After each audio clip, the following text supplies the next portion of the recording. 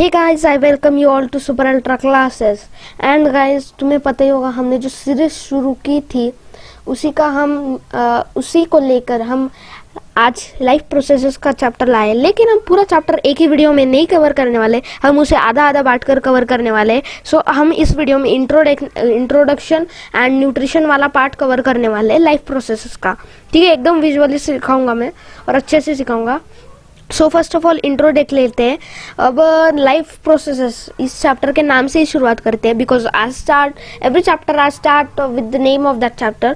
So life processes नाम से ही समझ में आता है जीवन की प्रक्रियाएं। अगर वर्ड्स की फॉर्म में समझोगे तो जीवन की प्रक्रियाएं, ये शब्द तुम्हें ट्रांसलेट करके मिलता है। लेकिन अगर तुम डेफिनेशन की फॉर्म में समझोगे, so those processes which are necessary for an organism to live are known as life process. मतलब ये समझ लो कि वो प्रोसेसेस, वो प्रक्रियाएं जो एक ऑर्गेनिज्म के जीवित रहने के लिए, उसके जिंदा रहने के लिए ज़रूरी है, उन्हें कहते हैं हम लाइफ प्रोसेस। अब इस चैप्टर में हम जो लाइफ प्रोसेसेस पढ़ने वाले हैं वो है nutrition, digestion, respiration, transportation and excretion. ठीक है, 6 प्रोसेसेस, 6 ही ना।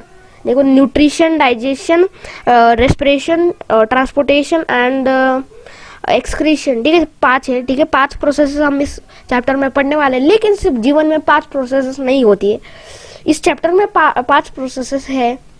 मैं ऐसा नहीं कह रहा हूँ कि लाइफ प्रोसेसेस सिर्फ 5 होती है, लाइफ प्रोसेसेस और भी है। लेकिन इस चैप्टर में जो हम प्रोसेसेस पढ़ने वाले हैं वो सिर्फ 5 है। ठीक है, सो अब न्यूट्रिशन जो हम इस चैप्टर इस चैप्टर का जो पार्ट कवर करने वाले हैं हम इस वीडियो में, उसके नाम से शुरू करते हैं। न्यूट्रिशन तुम्हें क्या समझता है यार न्यूट्रिशन से? तो देखो, न्यूट्रिशन से मुझे जो समझता है वो मैं मेरे ओपिनियन से बोलता हूँ, डेफिनेशन के ओपिनियन से नहीं। तो न्यूट्रिशन नाम से मुझे दिमाग में एक शब्द जरूर आता है, न्यूट्रिएंट्स। ठीक है, तो न्यूट्रिएंट्स हमको न्यूट्रिशन से समझता है। सो थोड़ा इंटरकनेक्टेड है। अब डेफिनेशन देख लेते हैं। Nutrition is the process of obtaining food and its utilization by the body. Utilizing it, food को यूटिलाइज करना एंड उसको ऑब्टेन, हम इनटेक नहीं कह सकते, उसको ऑब्टेन करना कहना है। इनटेक ऐसा नहीं बोलना कि nutrition is the process of intake of food, ऐसा नहीं बोलना है। Nutrition is the process of intake नहीं है, nutrition is the process of obtaining food and also utilizing. Main शब्द भूल गए तुम, यूटिलाइजिंग इट। हम यूटिलाइज भी तो करते हैं ना, यूटिलाइजिंग करना, उस फूड को यूटिलाइज करना और उसको खाना है, उसको ऑब्टेन करना, खाना नहीं, उसको ऑब्टेन करना ही न्यूट्रिशन कहलाता है। अभी मैंने तुमको न्यूट्रिशन समझाया, तो अब न्यूट्रिएंट्स भी समझ लेते, जो मैंने अभी 1-2 मिनट पहले बोला। अब न्यूट्रिएंट्स नाम से तुम्हें क्या समझ में आता है? सो न्यूट्रिएंट्स ऐसे सब्सटेंसेस होते हैं जो हमारे बॉडी के लिए बहुत नेसेसरी होते हैं। सो अभी अगर तुम इतने कॉम्प्लेक्स डेफिनेशन को ना देखो तो मैं बोलता हूँ कि न्यूट्रिएंट्स ऐसे सब्सटेंसेस है जो हमारे बॉडी के मेंटेनेंस, देखो हम मेंटेनेंस, ग्रोथ, डैमेजेस को रिपेयर करने की strength and fighting with diseases की एबिलिटी देता है। अब न्यूट्रिएंट्स वो सब्सटेंसेस है, अगर सिंपल डेफिनेशन में समझो तो nutrients are those substances which are very necessary for our body. अब न्यूट्रिएंट्स कौन से है? अब न्यूट्रिएंट्स के नाम बोल देता हूँ मैं। Proteins, fats, vitamin B1 vitamins बहुत सारे हैं, तो सेपरेटली नहीं बोल सकता मैं। अब मैं डायरेक्ट ग्रुपली बोलता हूँ कि विटामिन्स का पूरा ग्रुप है। विटामिन्स जब बोलोगे ना तो सारे विटामिन्स उसमें आ जाते हैं। Vitamin A, B, C, D, E, F, G, H, I, J, K, L, M, N, O, P, Q, R, S, T, जितने भी हो गए उतने। अभी इतने विटामिन्स नहीं है, P, Q, R, S, T नहीं है, लेकिन vitamin B1, B12, B1, A1 जितने भी है वो विटामिन्स नाम बोलने पर ही इंक्लूड हो जाते हैं। So vitamins, minerals, fats and proteins as well as carbohydrates को नहीं भूलना है, एज वेल एज ग्लूकोज का फॉर्मूला पता होगा, C6H12O6। ये है कुछ न्यूट्रिएंट्स। मैंने बोला सारे न्यूट्रिएंट्स नहीं है ये जितने मैंने बोले, कुछ न्यूट्रिएंट्स है ये, कुछ न्यूट्रिएंट्स। ठीक है, तो अगर तुमको एग्जाम में एक क्वेश्चन आता है, tell names of some nutrients, तो इतने न्यूट्रिएंट्स तो तुम लिख ही सकते हो, इतना कुछ है नहीं इसमें कॉम्प्लेक्स। ठीक है, अब न्यूट्रिशन के भी टाइप्स होते हैं। ऑफ कोर्स तुम्हें पता होगा, नहीं पता होगा तो एकदम डिटेल में बताऊंगा मैं इस चैप्टर में। तो न्यूट्रिशन के ना दो टाइप्स होते हैं, एक है ऑटोट्रॉफिक एंड दूसरा है heterotrophic.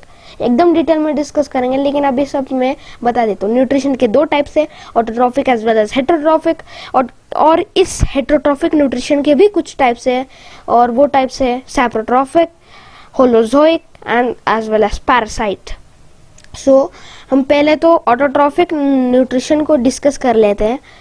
So the mode of nutrition in which organisms make their own food using raw materials such as water, carbon dioxide, etc.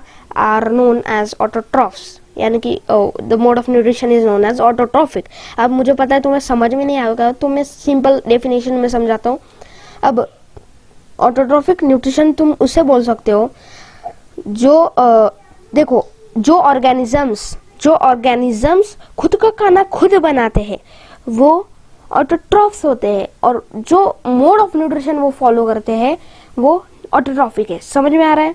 फिर से रिपीट करता हूँ, जो ऑर्गेनिजम्स खुद का खाना खुद बनाते हैं वो ऑटोट्रॉफिक मोड ऑफ न्यूट्रिशन को फॉलो करते हैं, ठीक है। अब एग्जाम्पल है green plants and certain bacteria. मैंने ऐसा नहीं बोला कि ऑल बैक्टीरिया, मैंने बोला सर्टन बैक्टीरिया। सर्टन बैक्टीरिया से मेरा मतलब है कुछ बैक्टीरिया, स्पेसिफिक बैक्टीरिया खाना बनाते हैं अपने आप का। लेकिन इस चैप्टर में हम ग्रीन प्लांट्स के बारे में बहुत डिटेल में डिस्कस करेंगे कि वो खाना कैसे बनाते हैं, और सारी बातें हम उनकी सारी बातें हम इस चैप्टर में डिस्कस करेंगे। सो तुम्हारे मन में सवाल तो आया होगा और तुम्हारे पास आंसर भी होगा कि ग्रीन प्लांट्स उनका खाना कैसे बनाते हैं। बचपन से सीखते आ रहे यार, फोटोसिंथेसिस। अब ग्रीन प्लांट्स ना अपना खाना एक प्रोसेस से बनाते हैं जिसे हम कहते हैं फोटोसिंथेसिस। अब फोटोसिंथेसिस को अगर तुम वर्ड्स की फॉर्म में समझोगे तो फोटोसिंथेसिस का मीनिंग निकल के आएगा। फोटो मीन्स होता है लाइट, ठीक है। Photo is light and synthesis means nourishment, ठीक है। सिंथेसिस मीन्स नरिशमेंट, इसका मतलब निकल के आए लाइट नरिशमेंट, मतलब लाइट से अपना खाना खुद बनाना। लेकिन सिर्फ लाइट से नहीं बनता है खाना प्लांट्स का, बहुत सारे और भी सब्सटेंसेस है जो प्लांट्स यूज करते हैं, जो कि हम डिस्कस करने वाले। So please be focused and please pay attention. So अभी मैं एक क्विक समरी कराता हूँ। न्यूट्रिशन दो टाइप्स के होते हैं, ऑटोट्रॉफिक एंड हेटेरोट्रॉफिक। और हेटेरोट्रॉफिक न्यूट्रिशन के भी कुछ टाइप्स होते हैं, वो है saprotrophic, holozoic as well as parasite. और ऑटोट्रॉफिक न्यूट्रिशन के बारे में इस चैप्टर में बहुत दिया है। और ग्रीन प्लांट्स, और मैं बता दूं कि ऑटोट्रॉफिक न्यूट्रिशन क्या है।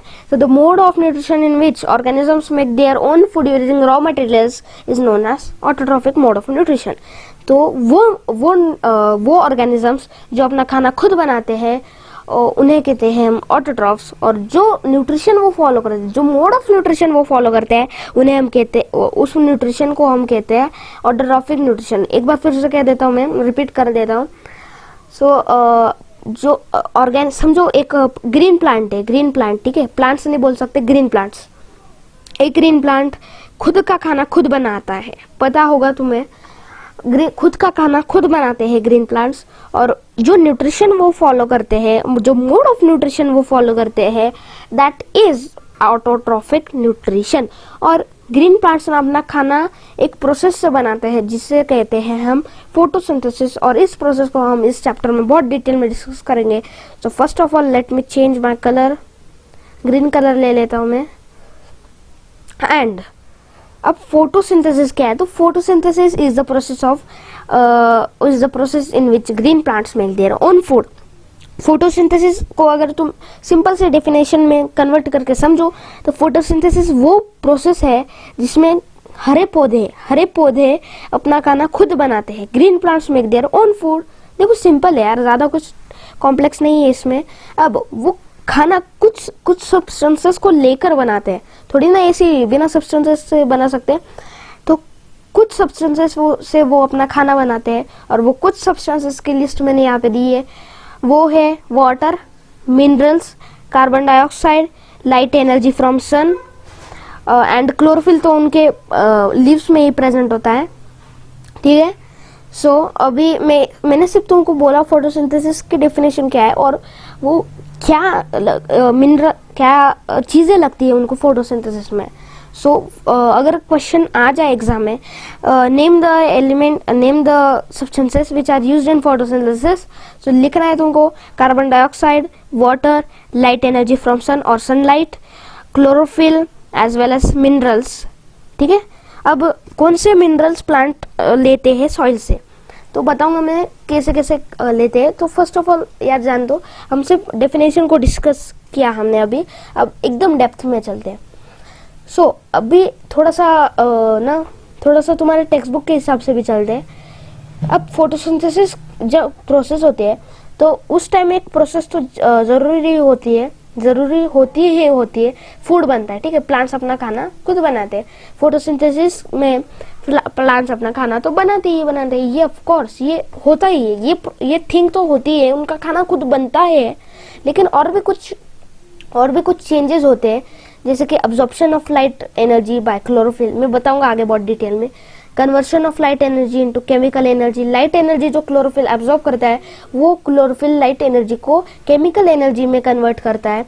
Splitting of water molecules into hydrogen and oxygen, reduction of carbon dioxide into carbohydrates. अब जो लाइट एनर्जी, अब मैं एकदम डिटेल में समझाता हूँ। क्लोरोफिल क्या है? क्लोरोफिल एक ग्रीन पिगमेंट है जो लीव्स को देखो, तुमने अपने स्कूल के आसपास या फिर घर के आसपास बहुत सारे प्लांट्स देखे होंगे, ग्रीन प्लांट्स। ठीक है, उन ग्रीन प्लांट्स पर बहुत सारी पत्तियां भी होगी। अब उसके पत्ती को ऑब्जर्व करो, उसकी एक ना लीफ को ऑब्जर्व करो और उसके लीफ पर देखो तुम्हें ग्रीनिश कलर दिखेगा, तो वो ग्रीनिश कलर क्लोरोफिल की वजह से आता है। ठीक है, तो क्लोरोफिल क्या है? Chlorophyll is a green pigment present on leaf, बस बहुत सिंपल है। और वो क्लोरोफिल का काम क्या है? क्लोरोफिल लाइट एनर्जी सन से एब्जॉर्ब करता है जो कि सनलाइट में प्रेजेंट होती है, और उस लाइट एनर्जी को वो केमिकल एनर्जी में कन्वर्ट करता है। और वो जो केमिकल एनर्जी में कन्वर्ट करता है, वो केमिकल एनर्जी हमको उनके खाने में पाई जाती है, जैसे कि एटीपी और एनएडीपी, मैं आगे बताऊंगा। लेकिन दिमाग में इतना सिर्फ अभी डाल लो कि क्लोरोफिल लाइट एनर्जी को केमिकल एनर्जी में कन्वर्ट करता है। ठीक है, इतना समझा? देखो ये पॉइंट तुम्हारा क्लियर हो गया। ठीक है, दिस पॉइंट इज क्लियर।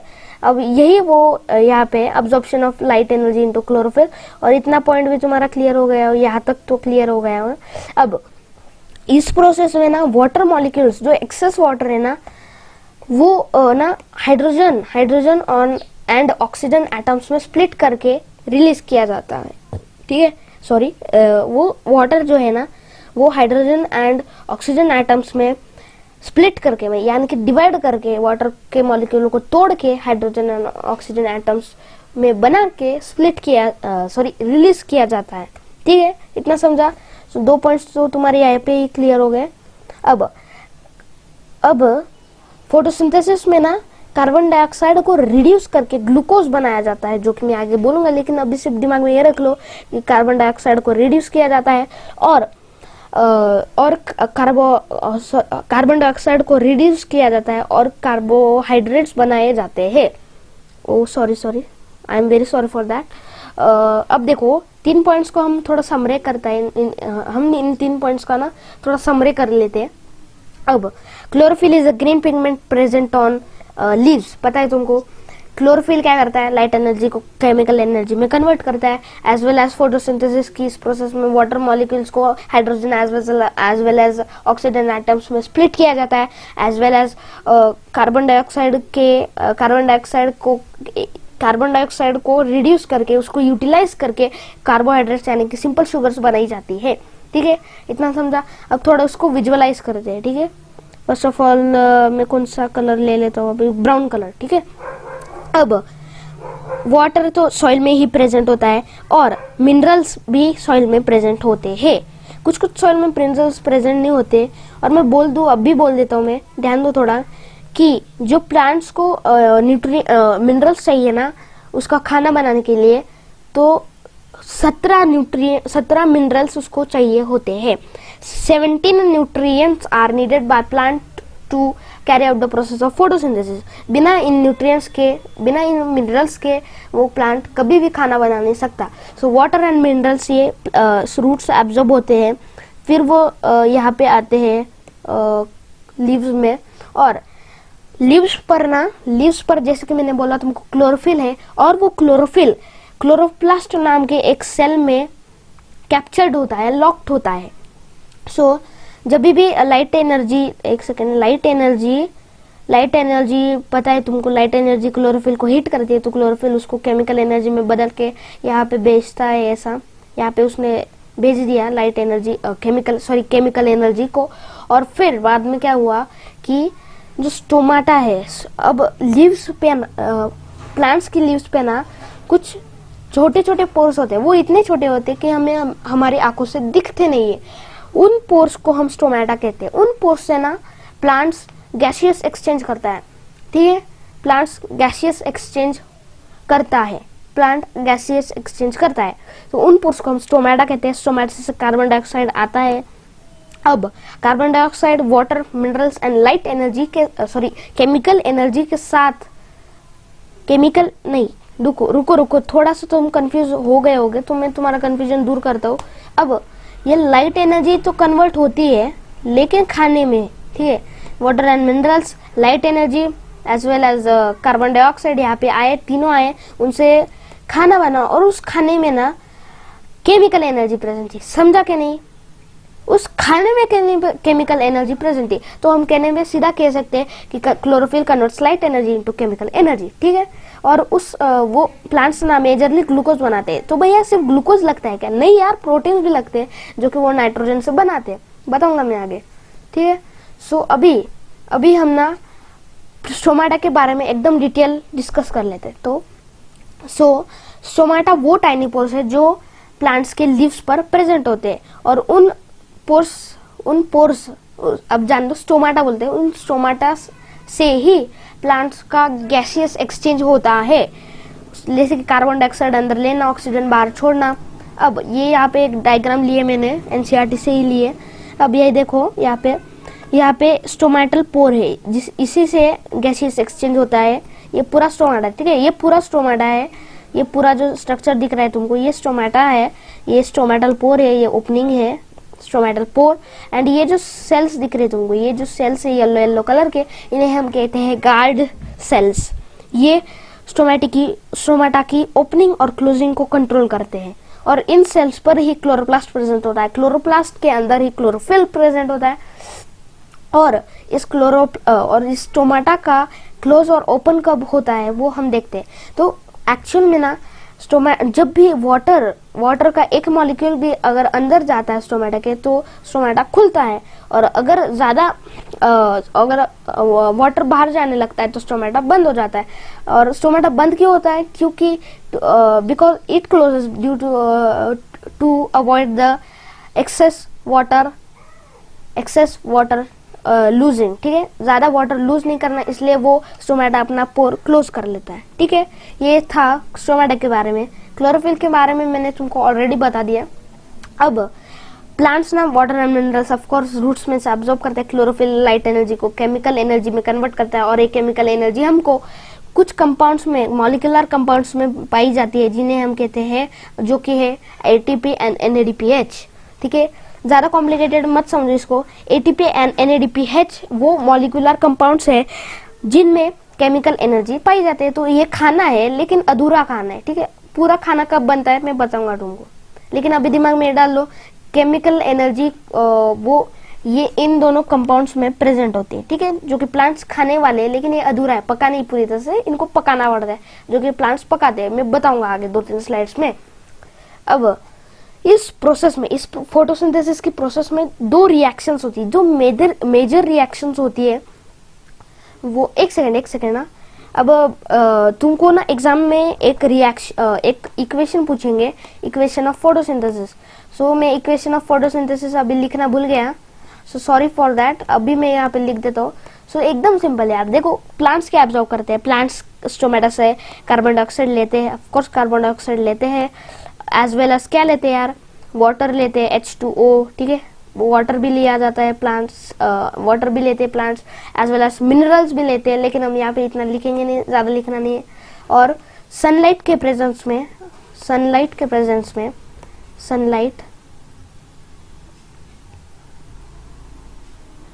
ठीक है, सनलाइट के प्रेजेंस में एज वेल एज क्लोरोफिल के प्रेजेंस में, क्लोरोफिल भी लगता है ना, अभी मैं इतनी पूरी स्पेलिंग नहीं लिख रहा हूँ क्लोरोफिल की। और क्लोरोफिल क्या करता है, लाइट एनर्जी को केमिकल एनर्जी में कन्वर्ट करता है, और वो chemical energy ATP and NADPH जैसे कंपाउंड्स में पाई जाती है। और वो एटीपी एंड एनएडीपीएच आधा अधूरा खाना है जिसे कि प्लांट्स पकाते हैं, मैं बताता हूँ आगे। अब वो जो खाना बनता है वो है C6H12O6।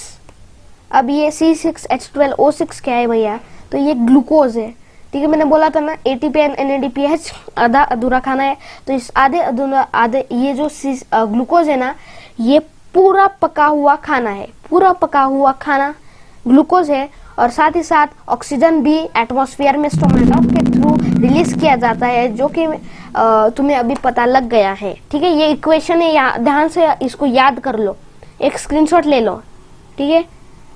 तो स्क्रीनशॉट ले लिया, अभी चलते हैं, ठीक है। अब मैंने बोला तुमको 2 रिएक्शंस होती है, मेजर रिएक्शंस है। अब वो रिएक्शन है डार्क एंड लाइट रिएक्शन, क्या है, क्यों है, कैसे, किस काम की है, सारा बताता हूँ मैं। सो first of all light reaction को डिस्कस करते हैं। तो जो एटीपी एंड एनएडीपीएच मॉलिक्यूल्स थे, कंपाउंड्स थे, वो इस रिएक्शन में फॉर्म होते हैं। लाइट रिएक्शन में क्या होता है, एनएडीपीएच और एटीपी कंपाउंड्स फॉर्म होते हैं, जो कि आधा अधूरा खाना है। और साथ ही साथ जो वाटर का मॉलिक्यूल था उसको हाइड्रोजन एंड ऑक्सीजन एटम में स्प्लिट किया जाता है। यही होता है इस लाइट रिएक्शन में, ठीक है। एटीपी एंड एनएडीपीएच का फॉर्मेशन होता है, जो कि आधा अधूरा खाना है, एज वेल एज वाटर के मॉलिक्यूल को हाइड्रोजन एंड ऑक्सीजन एटम में स्प्लिट करके रिलीज किया जाता है। बस इतना ही होता है इस लाइट रिएक्शन में, ठीक है। अब डार्क रिएक्शन में क्या होता है कि वो जो एटीपी और एनएडीपीएच के आधे अधूरा खाने वाले मॉलिक्यूल्स थे, उनको कार्बन डाइऑक्साइड के साथ ग्लूकोज में कन्वर्ट किया जाता है, ठीक है। उनको ग्लूकोज में कन्वर्ट किया जाता है, किसके साथ, कार्बन डाइऑक्साइड के साथ। अब वो जो कार्बन डाइऑक्साइड प्लांट लेता था ना स्टोमेटा से, वो यहाँ पे काम आने वाला है उसको, ठीक है। प्लांट कार्बन डाइऑक्साइड के साथ और एटीपी एंड एनएडीपीएच जो कि आधा अधूरा खाना था उसके साथ मिलाकर ग्लूकोज तैयार करता है, जो कि उसका पूरा पका हुआ खाना है, और फिर वो मजे से खाता है। और साथ ही साथ ऑक्सीजन एक बाय प्रोडक्ट की तरह रिलीज किया जाता है एयर में, यानी कि एटमॉस्फेयर में स्टोमेटा के थ्रू। अब गाइस हम पूरा फोटोसिंथेसिस का प्रोसेस समराइज करेंगे, ठीक है। पूरी प्रोसेस को हम समराइज करेंगे, ठीक है। रेडी, गो। अब वाटर एंड मिनरल्स प्लांट से एब्जॉर्ब होते हैं, वो यहाँ पे आते हैं लीव्स में, और प्लांट्स क्या करते हैं, स्टोमेटा जो कि एक टाइनी ओपनिंग है, वहाँ से कार्बन डाइऑक्साइड एब्जॉर्ब करते हैं, as well as chlorophyll light energy को एब्जॉर्ब करता है। और ये लाइट एनर्जी और इन मिनरल्स एंड वाटर के साथ लाइट रिएक्शन होती है, लेकिन कार्बन डाइऑक्साइड यहाँ पे यूज नहीं किया जाता है। और एटीपी एंड एनएडीपीएच का मॉलिक्यूलर फॉर्मेशन होता है। और ये एटीपी एंड एनएडीपीएच क्या है, आधा अधूरा खाना है, पका हुआ नहीं है, इनको हीट करना पड़ेगा। तो हीट करने के लिए कार्बन डाइऑक्साइड यूज किया जाता है, और इस कार्बन डाइऑक्साइड के जरिए ग्लूकोज बनाया जाता है, जो कि पूरा पका हुआ खाना है। और साथ ही साथ ऑक्सीजन एक बाय प्रोडक्ट होता है, जिसे कि एटमॉस्फेयर में रिलीज किया जाता है। तो देखो प्लांट्स ना फोटोसिंथेसिस के टाइम ही ऑक्सीजन को रिलीज करते हैं, बाकी के टाइम को वो ऑक्सीजन को लेते हैं और कार्बन डाइऑक्साइड को रिलीज करते हैं। तो सिर्फ फोटोसिंथेसिस के टाइम को ही वो ऑक्सीजन को रिलीज करते हैं। तो यहाँ पे देखो, मैंने यहाँ पे तुमको एक तुम्हारे एनसीईआरटी से एक डायग्राम ली है यहाँ पे। अब मैंने यहाँ पे एक डायग्राम ली है, तो देखो यहाँ पे क्लोरोप्लास्ट भी दिया है, एयर स्पेसेस भी दिए, गार्ड सेल्स भी दिए, स्टोमेटा है, ये यहाँ पे स्टोमेटा है और यहाँ पे क्लोरोप्लास्ट है, एज वेल एज ये मिडरिप वगैरह पता है तुमको। सो इतना कुछ एक्सप्लेन करने जैसा है नहीं, और पूरा फोटोसिंथेसिस का प्रोसेस हमने 2 मिनट में पूरा समराइज कर लिया है। सो गाइस अभी बढ़ते हैं हम हेटेरोट्रॉफिक न्यूट्रिशन की ओर। तो देखो हेटेरोट्रॉफिक न्यूट्रिशन में क्या है, तो हेटेरोट्रॉफिक न्यूट्रिशन वो न्यूट्रिशन है जिसमें ऑर्गेनिजम्स दूसरे ऑर्गेनिजम्स पर डिपेंड होते हैं। बहुत सिंपल है, जो ऑर्गेनिज्म दूसरे ऑर्गेनिजम्स पर डिपेंड होते हैं वो heterotrophic mode of nutrition follow करते हैं। अब भैया हम भी तो ऑटोट्रॉफ हुए? नहीं, हम ऑटोट्रॉफ नहीं है, हम खाना पकाते हैं। कैसे भैया? हम तो खाना बनाते हैं, चिकन बिरयानी, मसाला, सब कुछ बनाते हैं हम। 1000 रेसिपीज है हमारे पास जो कि हम बनाते हैं, लेकिन गाइस हम खाना पकाते हैं गाइस। हम we cook food, we do not make food, we are heterotrophs, we cook food, ठीक है, हम खाना पकाते हैं यार, हम बनाते नहीं है, ठीक है, अंदर अंदर अंदर थोड़ी ना बनाते। अब समझो ये एक रमेश है, अभी मैं इतना बड़ा आर्टिस्ट नहीं हूँ, तो ये एक रमेश की ड्राइंग निकाली है मैंने। यहाँ पे देखो ये रमेश है, और मैंने इस रमेश को पानी दिया, कार्बन डाइऑक्साइड तो एयर में ही प्रेजेंट होता है, एंड अगर मिनरल्स, और मैंने इसको बोला मिनरल्स एब्जॉर्ब करके और सनलाइट एब्जॉर्ब करके अपना खाना खुद बना लेते हो। हम बना नहीं सकते, हम पका सकते हैं, ठीक है। We follow the heterotrophic nutrition, और हम हेटेरोट्रॉफिक है बिकॉज वी ऑफ कोर्स नाम से ही समझ में आता है। तो हेटेरोट्रॉफिक न्यूट्रिशन के 3 टाइप्स होते हैं, सैप्रोट्रॉफ्स या फिर कह सकते हो saprophyte, holozoic and as well as parasite, ठीक है। तीनों न्यूट्रिशन को हम समझते हैं। So first of all saprotroph को समझते हैं या फिर सैप्रोफाइट को समझते हैं। सो सैप्रोट्रॉफ न्यूट्रिशन में क्या होता है कि जो देखो, अब सरल सी डेफिनेशन में समझा तो those organisms which get their food from, which get their nutrition from dead and decaying matter are known as saprotrophs, and the nutrition is known as saprotrophic nutrition। तो वो organisms जो अपना खाना मरे हुए मैटर यानी कि मरे हुए कुछ सब्सटेंसेस से बनाते हैं, उन्हें हम saprotrophs कहते हैं, ठीक है। सैप्रोफाइटिक मोड ऑफ न्यूट्रिशन वो फॉलो करते हैं, और जैसे कि एग्जांपल के तौर पर मशरूम, फंगाई, बैक्टीरिया एक्सेट्रा, बहुत सारे एग्जांपल है, ब्रेड मोल्ड और भी है, ठीक है।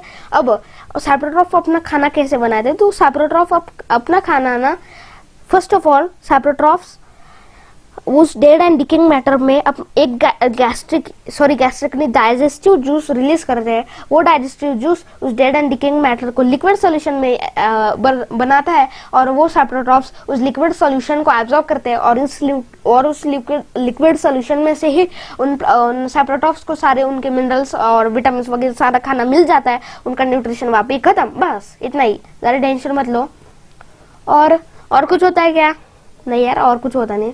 अब पैरासाइट समझते, पैरासाइट क्या है? तो पैरासाइट वो ऑर्गेनिजम्स है जो बिना दूसरों को मारे उनका खाना ले लेते हैं। फॉर एग्जांपल मस्कीटो, देखो अब मस्कीटो ने तुमको काटा तो मस्कीटो का काम हो गया, उसको खाना मिल गया, उसने खून चूस लिया, लेकिन तुम मरे क्या? नहीं मरे। अब डेंगू मलेरिया की बात अलग है, वो मैं यहाँ पे इंक्लूड नहीं कर रहा हूँ, क्योंकि मस्कीटो, साधारण मस्कीटो को समझो। साधारण मस्कीटो अगर तुमको काटता है तो तुम्हें थोड़ा दर्द होता होगा, ऑफकोर्स वो दर्द देते हैं, लेकिन वो मारते नहीं है, ठीक है। कस्क्यूटा भी एग्जाम्पल है। कस्क्यूटा मतलब वो हमारे बेल तुम कह सकते हो अगर हिंदी में कहोगे तो। एंड जिस ऑर्गेनिज्म पे पैरासाइट रहता है ना, उस ऑर्गेनिज्म को हम कहते हैं होस्ट, ठीक है। बहुत सिंपल है गाइस, जिस ऑर्गेनिज्म पर ये पैरासाइट निर्भर रहता है उन्हें हम कहते हैं होस्ट। फॉर एग्जांपल रमेश को मच्छर ने काटा, तो मच्छर तो पैरासाइट है, लेकिन जो रमेश है वो होस्ट बन गया, ठीक है। अब होलोजोइक न्यूट्रिशन को समझते हैं। तो होलोजोइक न्यूट्रिशन क्या है यार? बहुत सिंपल है, इतना सिंपल है कि तुम सोच भी नहीं सकते। तो होलोजोइक क्या है? होलोजोइक ऑर्गेनिजम्स वो ऑर्गेनिजम्स है जो कम्प्लीटली दूसरों पर डिपेंड है, जैसे कि हम ह्यूमंस, एलिफेंट्स, डियर्स। अब इनमें भी कार्निवोर्स, हेर्बिवोर्स एंड ओमनिवोर्स है, ठीक है, जो कि तुमने पढ़े हैं। मैं इतना कुछ ये नहीं है यार इसमें, हर्बीवोर्स, कार्निवोर्स और ओमनिवोर्स में, और तुमने पढ़ रखा है वो ऑलरेडी। सो अब न्यूट्रिशन इन अमीबा, ये एक मेजर टॉपिक है तुम्हारे एनसीईआरटी में, तो मैं इस टॉपिक को तुम्हें समझा देता हूँ। सो न्यूट्रिशन इन अमीबा, इस टॉपिक को समझने के लिए तुमको फर्स्ट ऑफ ऑल ना समझना होगा कि अमीबा क्या है। सो अमीबा एक यूनिसेल्युलर ऑर्गेनिज्म है। सो first of all amoeba is an unicellular मतलब एक ही सेल से बना हुआ ऑर्गेनिज्म। अब होता क्या है कि इसका एक न्यूक्लियस होता है, इसका साइटोप्लाज्म होता है, और इसके पास एक plasma membrane as well as cell membrane भी होता है। तो जब भी इसको कोई फूड पार्टिकल होता है ना, तो ये amoeba is shapeless, amoeba shapeless होता है। तो अमीबा क्या करता है, अपना कैसे भी शेप बना लेता है, और वो अपने फॉल्स फीट बनाते हैं, यानी कि झूठे पैर बनाता है और उसे हम कहते हैं सीडोपोडिया। ना स्पेलिंग ध्यान में रख लेना, सीडोपोडिया। और उस सीडोपोडिया से वो अपने खाने को कैप्चर करता है, और फिर वो सीडोपोडिया को ज्वाइन कर लेता है, जिससे एक स्मॉल कैविटी फॉर्म हो जाती है, जिसे हम कहते हैं फूड वैक्यूल। उस फूड वैक्यूल के अंदर फूड पार्टिकल होता है, और उस फूड पार्टिकल को डाइजेस्ट, असिमिलेट एंड बहुत कुछ किया जाता है उसके साथ, और उसको एब्जॉर्ब करने के बाद उसका जो वेस्ट होता है उसको बाहर निकालता है अमीबा, ठीक है। एकदम सिंपल है। और guys thank you for watching. And guys हमने ये समझ लिया सब कुछ यार, देखो यार कितना जल्दी समझ में लिया ना हमने। सो बिना किसी देरी के सब्सक्राइब कर लो। और नेक्स्ट वीडियो में डाइजेशन का आने वाला है, सो बी रेडी। 2-3 दिन के अंदर ही आ जाएगा या फिर कल ही आ जाएगा। मैं कोशिश करूंगा कि जल्दी जल्दी मैं लाइफ प्रोसेसेस को खत्म करूँ, और मैं फिजिक्स की तरफ भी बढ़ना है तो जल्दी जल्दी मैं बायो को खत्म करूंगा। और गाइस अगर नहीं समझ में आया, कोई डाउट होगा तो कमेंट्स में feel free to comment us. So guys thank you very much once again. So bye guys, मिलते हैं अगले एपिसोड में। डाइजेशन के एपिसोड में हम मिलेंगे। ठीक है गाइस, बाय।